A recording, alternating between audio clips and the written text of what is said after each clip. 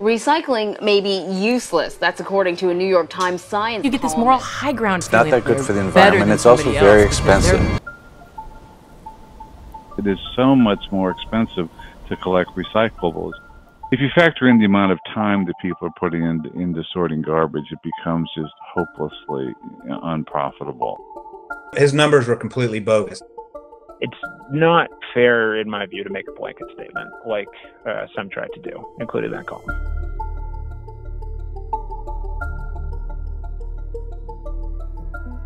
To some, the question, should we recycle plastic, may seem like a silly one. We're all taught that recycling is how we save the planet. What we weren't taught is that sometimes that plastic gets shipped thousands of miles away and ends up in oceans. The truth is that the recycling industry is a young one. It wasn't until the 70s and 80s that Americans started to throw their trash in two separate bins. And from the beginning, one material has caused recyclers more headaches than any other. When you and I see this, and this, and this, we think one simple word: plastic. A recycler sees a lot more. They see different melting temperatures, colored dyes, and chemical materials. That's because not all plastic is the same. For evidence of this, take a look at the bottom of your water bottle. You should see a number between 1 and 7.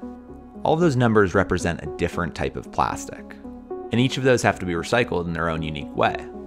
In fact, just one PVC bottle in a batch of 10,000 PET bottles can ruin the entire batch. That means recyclers have to separate the material, which costs time and money. Thus, argument number one against recycling plastic is that it's expensive. No one has more famously argued this than New York Times columnist John Tierney, who holds one of the more interesting records at the organization.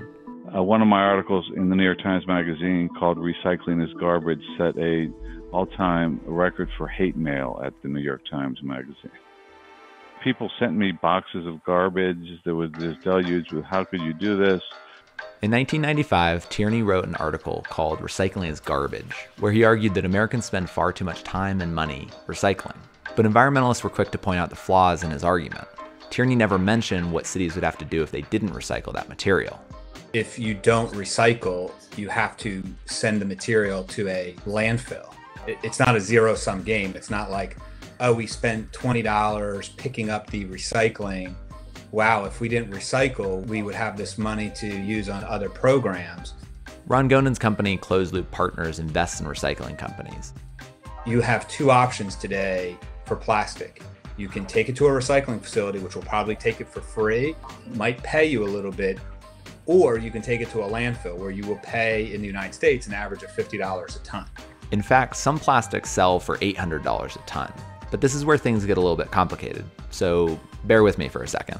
Earlier I mentioned that not all plastics are the same. So while I mentioned that a number 2 bale of plastic can go for $775 a ton, a mixed bale of 3 through 7 plastic, which is much lower quality, can go for as low as $5 a ton. For a city, these numbers are really important. Gonen told me that a city spends about $40 per ton to collect and sort material. So for number 2 plastics, recycling is a windfall.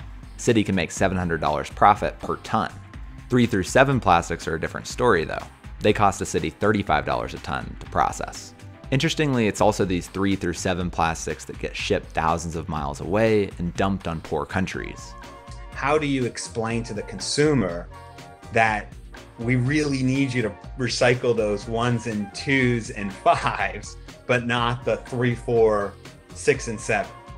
Blanket arguments like all recycling is good or all recycling is bad are always going to be wrong. But the point that Tierney and other critics raise is a really good one, and it's that we have way too much faith put in recycling to save the planet. If we really want to solve these problems, we need to consume less in the first place.